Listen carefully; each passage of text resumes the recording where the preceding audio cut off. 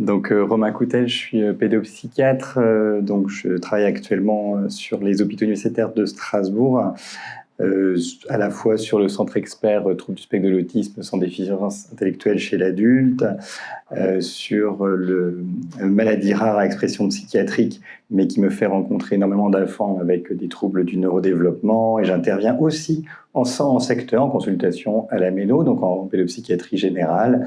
Et puis j'ai toute une dimension universitaire, j'ai fait une recherche, j'ai fait une thèse en sciences, et voilà, je continue au niveau de la recherche dans l'autisme en tenant à la fois le côté sans déficience et le côté avec déficience. Donc j'ai un peu les deux extrêmes du spectre, ce qui est vraiment intéressant. Donc j'ai préparé une présentation pour ce matin. Je suis confus, la semaine je n'ai un peu pas trac, et donc bon, j'ai pas fait tout ce que j'aurais voulu, mais j'espère que vous y retrouverez. Je tenais d'emblée donc je tenais vraiment à remercier les organisateurs, tous les collègues. C'est un projet qu'on a travaillé depuis un certain temps, et je trouve ça super. Enfin, j'y reviendrai en conclusion sur vraiment la possibilité de croiser les regards, c'est classique, mais vous voyez là, travailler vraiment au plus près ensemble autour, pour cette présentation, des aspects pédagogiques, enfin, d'inclusion au sens plus large de l'autisme, croiser comme ça des enjeux de la recherche jusque aux éléments les plus territoriaux. Vous verrez que finalement ma présentation elle tombe vraiment bien après la présentation de parents, parce que je pourrais faire beaucoup de ponts, donc je les remercie beaucoup, mais c'est des enjeux qui sont très importants. Je tiens à préciser que je suis pédopsychiatre, je ne suis pas enseignant, et donc c'est un regard que je vous propose sur l'inclusion scolaire et le trouble du spectre de l'autisme. De ma place, je dis ce que, à mon avis, peut apporter un regard médical sur ces problématiques. Et j'ai sous-titré d'un accompagnement spécifique à un accompagnement diversifié. Je vais vous expliquer pourquoi j'ai choisi ce titre-là. Merci beaucoup. Donc j'ai une demi-heure, c'est bon. Donc je suivrai le plan suivant. Alors des fois ça peut sembler un peu technique. Voilà, l'idée c'est vraiment de vous développer tout. S'il y a des questions ensuite ou des imprécisions, n'hésitez pas à m'en faire part. Donc je vais vous parler de la diversité dans le trouble de l'autisme et plus globalement dans les troubles du neurodéveloppement. Pareil, moi je suis vraiment spécialisé en autisme, donc c'est là où je me sens le plus à l'aise. Donc je vais parler des troubles du spectre de l'autisme, mais du fait des comorbidités, dès qu'on parle de troubles du spectre de l'autisme, on parle aussi de l'ensemble des troubles du neurodéveloppement. Et j'appuierai là-dessus. Je vais développer quelques points sur l'accompagnement spécifique dans le TSA. L'idée, c'est vraiment de développer certains points par rapport à mon propos. Et ensuite, l'idée, c'est d'arriver sur les enjeux de l'accompagnement en pratique réel, situé et contextuel. Tous ces éléments, pour moi, sont très importants. Et en guise de conclusion, je vous proposerai de réfléchir à un accompagnement diversifié. Prenez vraiment ma présentation comme une réflexion. Je pose le cadre d'une réflexion qui est déjà bien engagée, mais que je souhaite pouvoir poursuivre avec vous, et ce qui, je pense, s'inscrit pleinement dans les missions de Strassen. Pour parler de diversité de l'autisme, c'est un enjeu dans l'autisme depuis le début. On a commencé par les descriptions initiales chez Kanner en 1943, puis on a parlé, certains s'en souviennent peut-être, de troubles envahissants du développement, où on a essayé d'appréhender la diversité des troubles du spectre de l'autisme à travers plusieurs diagnostics. À l'époque, on parlait encore du syndrome d'Asperger, pour parler du plus connu. Et puis, 2013, on parle uniquement des troubles du spectre de l'autisme, mais on utilise des spécificateurs tels que le niveau de sévérité ou le trouble du langage associé, le trouble du développement intellectuel associé, les maladies associées. Et de ce même mouvement, on voit que la prévalence a considérablement augmenté. Ce qui fait du trouble du spectre de l'autisme un enjeu de santé publique. Et si on associe l'ensemble des TED, on est à 10%, un enfant sur 10. Donc ça devient une problématique qui concerne l'ensemble des enseignants. Et ça, moi, je voulais vraiment insister là-dessus. Les taux de prévalence font que ça concerne tout le monde. Et on verra que ça a un gros impact sur les prises en charge possibles. Alors, c'est l'occasion de glisser. Alors, je suis désolé, il y a des références qui sont en anglais. Si je traduirai systématiquement, mais voilà, c'est pas du snobisme, c'est juste que des fois on fait des copier-coller un peu rapides, et donc j'ai pas tout traduit. Mais ce qu'il faut comprendre, c'est que les troubles spectre de l'autisme. J'ai mis une jolie... Le Galaxy, c'est un hommage à Uber Eats en passant. Voilà.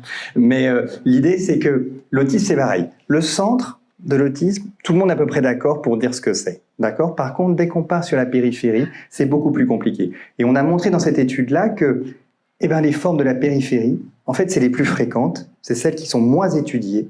À l'époque où on distinguait, certains s'en souviennent peut-être, les troubles autistiques, c'est-à-dire les formes les plus typiques de l'autisme, des troubles envahissants du développement non spécifié, qui étaient les formes les plus fréquentes, il y avait 48 fois plus de publications qui portaient sur le trouble autistique. Or, vous, le quotidien des enseignants, des intervenants, c'est faire avec cette diversité des situations qui sont atypiques. Hein, et c'est un vrai enjeu, hein, parce qu'on pourrait dire, mais finalement, ouais. Non, c'est un vrai enjeu. Donc, dans les troubles du spectre de l'autisme, on a des limites floues, mal définies et qui sont sous-étudiées et qui témoignent d'une très grande hétérogénéité qui joue entre les individus, ça vous avez compris, mais aussi au sein même des individus, dans un parcours de développement. Moi, travaillant dans le trouble du spectre de l'autisme sans déficience intellectuelle avec des adolescents, je vois très bien, et surtout avec des adultes, je vois le parcours. Très souvent, il y en a, ils font une trajectoire primaire, on ne les voit pas passer, ils sont discrets, il n'y a aucun souci. Et puis arrive le collège, harcèlement, trouble anxieux, et pof, ils changent de trajectoire. Donc vous voyez qu'il y a des enjeux aussi d'hétérogénéité intra-individuelle chez un même sujet. Et c'est des vrais enjeux dans l'accompagnement des personnes. Et puis, c'est pas seulement un enjeu autour de l'autisme, on va y avoir une intrication des catégories, des dimensions au sein et en dehors du spectre, comme je vais vous l'illustrer avec le schéma suivant. Je vais directement là. Donc vous voyez pour rappel que le trouble du spectre de l'autisme associe les déficits de communication sociale, les intérêts spécifiques et comportements répétés, qui vont être associés à des compétences intellectuelles de niveau variable, des compétences langagières de niveau variable et une adaptation fonctionnelle de niveau variable. Ces éléments-là sont extrêmement importants à prendre en compte, de même que les enjeux autres sur le plan des troubles psychiatriques à type de TDAH, dépression, anxiété, irritabilité. Et il faut encore rajouter les troubles somatiques associés. D'accord ? La réalité de l'accompagnement des enfants, c'est de prendre en compte tous ces éléments-là. Et puis, on pourrait dire, c'est assez compliqué comme ça. Eh ben non, parce que si on revient à nos modèles, qui sont des modèles biopsychosociaux, alors c'est un peu un tarte à la crème, mais heureusement, on a des modèles aujourd'hui qui se sont précisés, des modèles au niveau de la recherche, et des modèles qui vont présenter le développement de la santé comme un processus complexe, non linéaire, les interactions personne-environnement, et des aspects multidimensionnels, multidirectionnels, multidivoires. Alors je me dis, je vous imagine me dire, non, mais qu'est-ce qu'il raconte là? Voilà, un peu perdu. Je vous rassure je ne sais pas si je vous rassure avec ce schéma-là, non, je crois que je vous rassure pas du tout, mais je vais vous expliquer les choses. C'est que le développement d'un enfant, il faut le penser, et autiste a fortiori, en fonction des ressources de la communauté. Ça a été très bien présenté par les parents, c'est que selon où vous habitez, les ressources ne sont pas les mêmes, les cultures ne sont pas les mêmes, et les ressources spécialisées ou non spécialisées ne sont pas du tout les mêmes non plus. Vous pouvez avoir peu de ressources spécialisées, mais une forte solidarité sociale, et ça va jouer.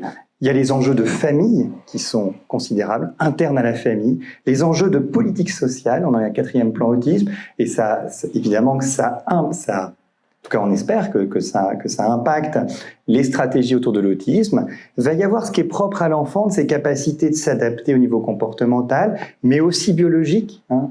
Et ça peut être impacté par les aspects neurologiques associés et tout ce qui est adaptation, adaptative de plasticité cérébrale et autres. Et ainsi, on peut définir, vous voyez, des trajectoires de développement en santé et avec des moments où, par exemple, si vous avez un enfant qui est diagnostiqué tôt, pris en charge précoce, sous certaines conditions, l'évolution pourra être beaucoup plus positive.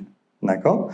À l'inverse, quand on repense à la trajectoire que je vous évoquais tout à l'heure d'un enfant qui a un trouble du spectre de l'autisme sans déficience intellectuelle qui rencontre un problème d'harcèlement scolaire, et bien là, sa santé va s'altérer à l'adolescence. Mais peut-être que le fait d'intervention, d'un CSAD, d'un ressource spécifique autour de l'école va permettre une évolution plus positive. Alors on peut se dire, si on va du symptôme à l'environnement, ça fait des modèles qui sont quand même très très compliqués. Alors pourquoi pas? Et il y a des scientifiques qui y pensent. On casse tout, on met tout par terre et on recommence. Et donc, on fait disparaître les diagnostics et on ne parle plus que de domaines. Alors, le modèle là, des HARDoc que je vous présente, les modèles au niveau de la recherche, qui vont étudier les domaines à valence positive, comme tout ce qui est intérêt, motivation, les domaines à valence négative, comme tout ce qui est dépression et tout ça, le domaine cognitif, sensorimoteur. Et on prend en compte aussi le développement, l'environnement, même si c'est pas assez précisé à mon avis dans ces modèles, et les unités d'analyse qui vont du gène aux molécules, à la physiologie, jusqu'aux aspects les plus subjectifs. Vous voyez, c'est très ambitieux, on peut l'appréhender aussi comme ça. Donc l'idée, c'est d'avoir des modèles qui permettent d'appréhender la diversité des troubles. Ces modèles-là sont pas si loin des modèles qu'on utilise pour établir un projet éducatif personnalisé où vous allez établir les compétences sociales, cognitives et tout ça en sortant des catégories diagnostiques. Toutefois, je pense qu'en l'heure actuelle, les catégories diagnostiques restent vraiment intéressantes, si vous voulez, pour défendre des accompagnements spécifiques et savoir de quoi on parle. D'accord ? J'y reviendrai. Actuellement, donc vous savez qu'il existe des recommandations qui s'adossent aux données de la littérature actuelle. Donc c'est important de les réactualiser parce que la littérature évolue. On a eu les recommandations de mars 2012 autour de l'autisme qui sont en train d'être réévaluées. On a plus récemment, en mars 2018, les recommandations chez l'adulte qui sont d'une très grande qualité, mais qui sont, on en conviendra, totalement indigestes. Hein. Donc voilà, c'est vraiment, il faut vraiment s'y coller, c'est hyper intéressant, c'est très exhaustif, mais il y a un problème, je trouve, récurrent dans les recommandations, c'est elles ne sont pas hiérarchisées. C'est que vous avez des points qui viennent les uns après les autres, mais à mon sens, il faudrait aussi pouvoir réfléchir qu'il y a dans l'accompagnement de l'autisme, il y a des choses centrales qui devraient être respectées avant de penser d'autres choses. Mais en tout cas, pour penser des projets éducatifs, c'est un outil très important pour le valoriser aussi. Quand vous déposez un projet, pouvoir dire « je m'inscris dans les recommandations », c'est des éléments qui sont essentiels. D'accord ? Des recommandations sont sorties très récemment sur l'accompagnement de la personne présentant un trouble du développement intellectuel. Il y avait précédemment d'excellentes recommandations qui ont été faites par l'INSERM, c'est 2011 je crois, qui sont très très bien, je vous les recommande aussi.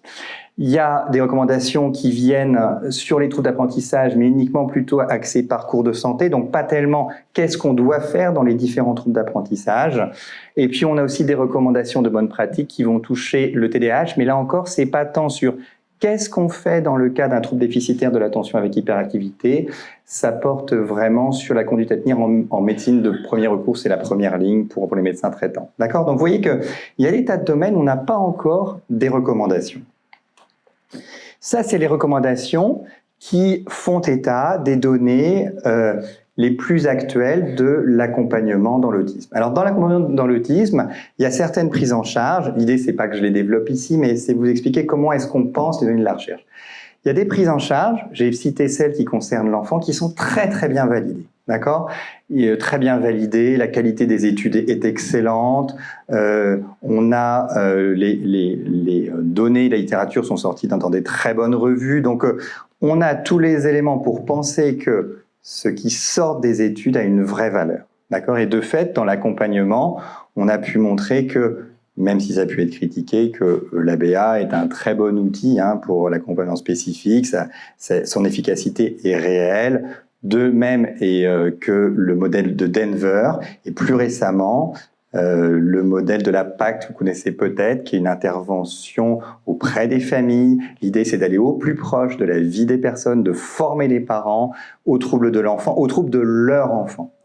Et ce qui est hyper intéressant, c'est qu'ils ont montré avec des très belles études que cet effet, il perdure. D'accord ? Donc ça, je vous ai présenté là l'exemple de données de la recherche qui sont assez incontestables. D'accord ?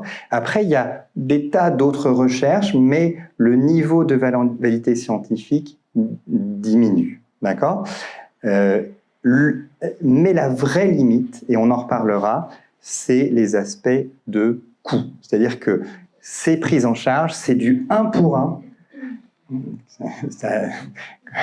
Ça coûte un pognon de dingue, vraiment. Et ça, c'est des dimensions qui sont toujours mises de côté alors que c'est central. Et puis, ce n'est valable que dans les conditions des études. Les conditions des études, c'est quoi? C'est des laboratoires de recherche qui sont adossés à des laboratoires cliniques, c'est des très gros centres qui ont énormément d'argent, des niveaux de formation excellents. Hein. La PACT, ils ont une culture dans l'autisme qui est très ancienne et tout. Donc, ils ont des conditions pour porter ces études qui sont remarquables. Et donc, ces résultats sont obtenus dans un cadre donné. Hein. Je pense que du 1 pour 1, nos collègues dans les CESAD, dans les écoles, ils en rêvent. Hein. Ils sont loin de l'avoir. Hein. D'accord ? Donc, et puis, il y a une vraie question de reproductibilité. Il y a un phénomène qu'on explique quand même peu, c'est que au début, on va montrer des résultats qui sont très positifs, et au fur et à mesure qu'on fait des études, les résultats sont de moins en moins. D'accord ? Alors là, c'est des choses qu'on n'explique pas toujours, mais qui sont des effets à prendre en compte. D'accord ? Donc, oui, ça, c'est une efficacité démontrée, ce qui est quand même une vraie avancée de les dernières décennies. C'est qu'avant, on faisait des choses, on avait l'impression que ça marchait, mais c'était pas prouvé. Là, on a vraiment des preuves réelles de l'efficacité. Mais après, l'enjeu, c'est vraiment d'arriver vers un accompagnement en pratique réel, situé et contextualisé. Je m'explique. C'est qu'il faut avoir les ressources d'abord humaines. Vous voyez la difficulté que nombre de parents rencontrent à avoir, j'allais dire juste, une AESH, temps plein, rêvé par le mutualiser, d'avoir au niveau sanitaire des infirmiers et infirmières, on n'en trouve plus, hein, c'est des réalités. Je ne veux pas désespérer, mais c'est les réalités de terrain, avec des grandes inégalités de répartition sur le territoire. Donc on a vraiment des problèmes touchant les ressources humaines, avec des turnovers qui du coup sont importants. Il y a moins de monde, c'est plus difficile. Tout ça, c'est des réalités qu'il s'agit de prendre en compte. Des enjeux de formation. Quand vous avez un grand turnover, du coup, vous formez des équipes, alors vous êtes content, vous arrivez, vous êtes formés, ils peuvent travailler, mais après, ils s'en vont. Donc, il faut le reformer, les nouveaux. Ça, c'est un hommage au travail des collègues dans le médico-social, tout le travail de continuité de la formation. Mais à mon avis, il y a aussi des choses à penser à ce niveau-là. Et les enjeux financiers. C'est quelque chose qui est peu discuté, peu étudié au niveau de la recherche, mais là, ce qui est intéressant, c'est qu'on a des données, alors c'est des données surtout américaines et anglaises, et le coût total vie entière pour une personne TSA, c'est 2,2 millions de dollars et en cas de trouble du développement intellectuel, 1,4 million de dollars quand il n'y a pas de trouble du développement intellectuel. Donc l'autisme, ça coûte très cher. Au niveau des coûts, en termes de... Alors, il y a des coûts, je vous passe, indirect, et c'est dans le contexte américain, mais je trouve ça intéressant parce que vous voyez que ça a un très fort impact sur ce qu'on peut proposer pour les enfants et aux familles. Le coût en termes de santé, hein, donc tout ce qui est d'aller chez le médecin généraliste, chez les soins en psychiatrie si nécessaire et tout ça, le coût est 2 fois plus élevé sur la vie entière qu'en absence de TSA. D'accord ? Les thérapies, une thérapie comportementale vraie, c'est 50 000 $ par an. L'éducation, elle est de 70 fois à 175 fois plus élevée. Hein. Le coût en termes d'éducation est plus de 2 fois plus cher que des personnes qui n'ont pas de trouble du spectre de l'autisme.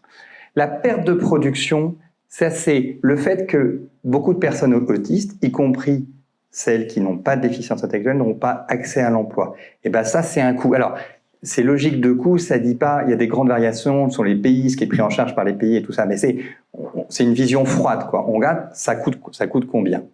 Donc, il y a la question de la perte de productivité pour la personne concernée, la perte de productivité pour la famille, avec moins d'accès aux loisirs aussi, ça s'est pris en compte en termes de coûts. Le fait que vous devez, et ça on voit encore énormément de mamans entre autres qui arrêtent de travailler, ça ajoute aux coûts liés à l'autisme. Après, il y a tous les coûts qui sont inhérents liés à l'adaptation du domicile, du répit. Ça coûte très cher, c'est de 40 à 70% du coût total. Donc l'idée, c'est que ça coûte très cher, c'est un enjeu majeur, et la plupart des recommandations ne tiennent pas compte des enjeux budgétaires. D'accord? Et du coup, ça aggrave, je trouve, le décalage entre les pratiques réelles et les recommandations. C'est qu'on a envie de dire, mais on ne peut pas suivre. Donc, il y a très peu de recommandations. Alors là, c'est une revue littérature de 2019 qui a testé ça. 2017, je crois. Oui, 2017. Il faudrait refaire le point. Mais franchement, c'est encore majoritairement le cas. D'accord? Donc, on voit qu'il y a un hiatus entre les données de la science, des recommandations et les ressources. Et de fait, un problème d'équité. Il y a une question qui n'est pas réglée.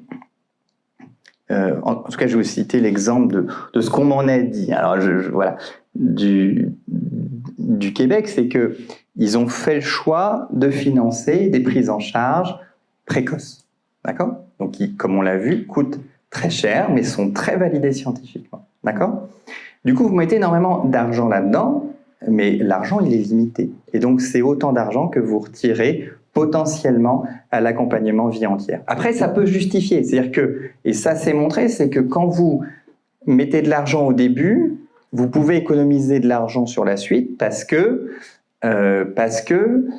les enfants ont moins de troubles du comportement et tout ça. Donc, vous voyez, il y a des tas d'enjeux. Alors, j'aime bien passer par là, c'est pas réduire la situation du handicap à des enjeux financiers. C'est pas ça du tout, c'est absolument pas ma culture. Mais l'idée de dire les enjeux financiers, on s'assoit dessus, c'est irresponsable et surtout ça amène derrière des frustrations majeures. Ensuite, il y a donc de fait, ce qui apparaît, c'est qu'on n'a pas un accompagnement spécifique possible pour toutes les personnes autistes. Tout à l'heure, le papa a très bien évoqué cette question de est-ce que mon fils il va aller en UMA et s'il n'y va pas, qu'est-ce qui se passe pour lui, hein? Il a très bien dit, c'est une chance pour notre enfant, on est très content. Voilà. Donc l'idée, c'est d'aller vers un accompagnement diversifié. Alors ça, j'ai pensé ça hier soir, donc il devrait y avoir un peu des fautes d'orthographe, mais je vous m'en excuserai. Voilà, l'idée, c'est de croiser au mieux les données, les références et le terrain.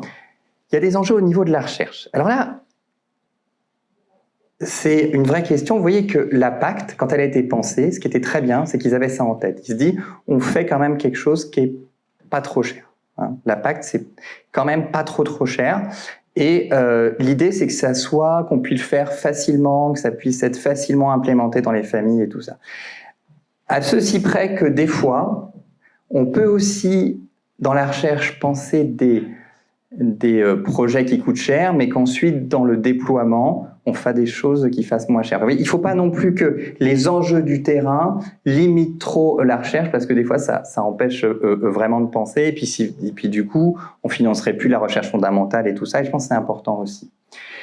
Il faut qu'au niveau budget, il soit adapté au TSA. Il y a une maman qui se reconnaîtra bien dans ce que je dirais, c'est-à-dire que pour répondre aux appels à projets, les établissements ont tendance à présenter des projets pour qu'ils passent, on limite sur les coûts. Mais vous voyez très bien que l'autisme, ça coûte cher et que si vous limitez trop sur les coûts, vous n'aurez pas des interventions qui permettront de répondre aux besoins des personnes autistes qui sont très importants. Au niveau de la formation, on insiste sur celle des enseignants et des professionnels des établissements sanitaires et médico-sociaux et on a raison. Et moi, je voudrais appuyer sur la formation des parents. C'est vu les enjeux du quotidien, il est essentiel de former les parents. Ça bouscule un petit peu les cultures, hein, parce que du coup, on prend le parent comme un partenaire de soins, d'intervention en éducation, c'est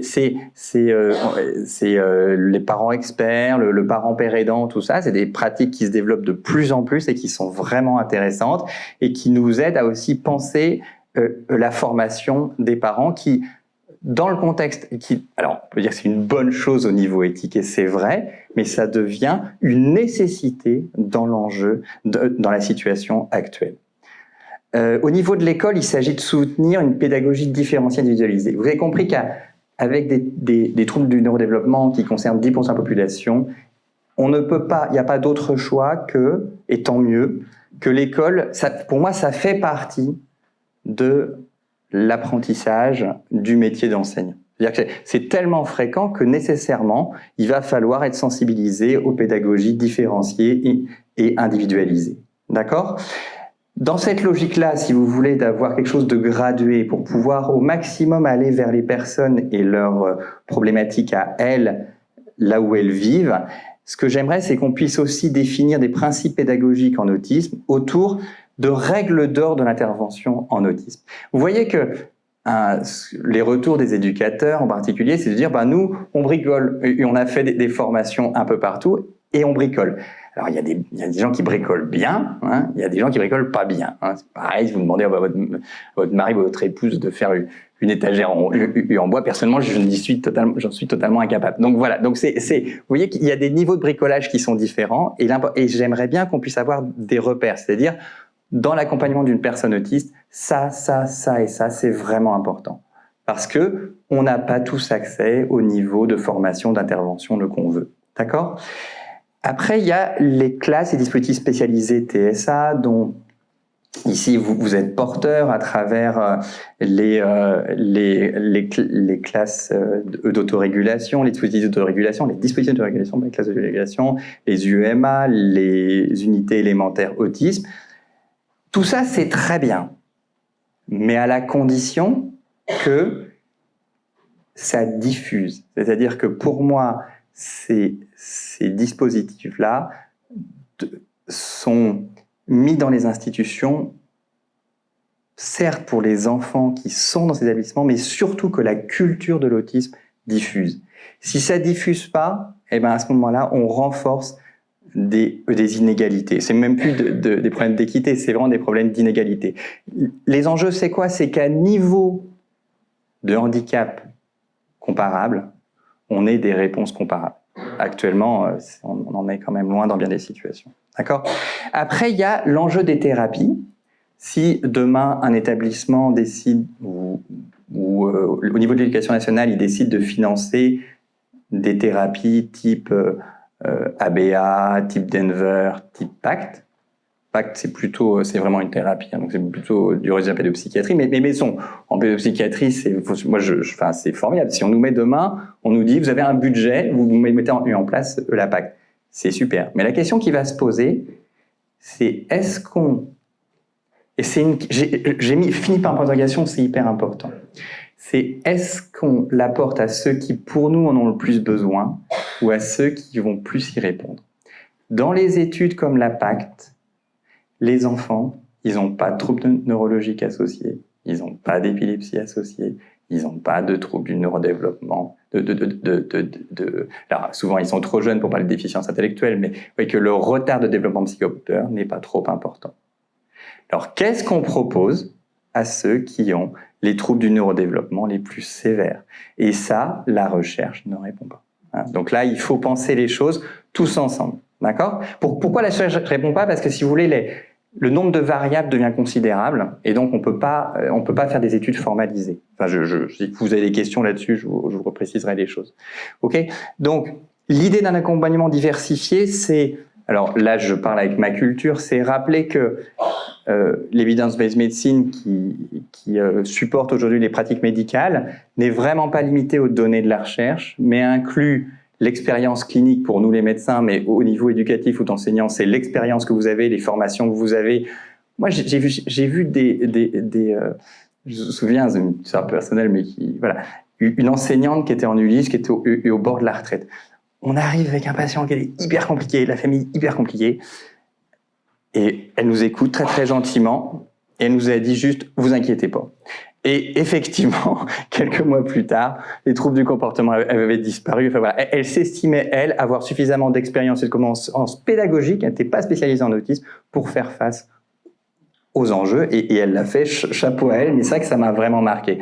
Donc, et puis, il est essentiel de prendre en compte les attentes et les valeurs du patient et de la famille. Ça, c'est très important. Tout le monde n'est pas prêt à rentrer ça c'est un vrai enjeu aussi, dans les thérapies validées de type d'accompagnement spécifique. Certains ne le souhaitent pas, ne voient pas l'intérêt, trouvent que c'est trop contraignant. Enfin, c'est des tas de questions qui sont à réfléchir. D'accord ? Donc, alors, je crois que la perspective, du coup, elle devient vraiment écologique dans les deux sens. C'est-à-dire écologique, peut-être qu'on peut commencer à réfléchir sur les norias de taxi, là, voilà. Et puis aussi sur des enjeux autour de penser l'enfant, l'adolescent dans son environnement. Je pense que ça, c'est vraiment des choses qu'on travaille, qu'on développe. Et du coup, c'est diminuer la distance entre les recommandations et le terrain, et plus globalement entre la recherche et le terrain. Voilà, écoutez, je termine là, et puis je suis là pour vos questions.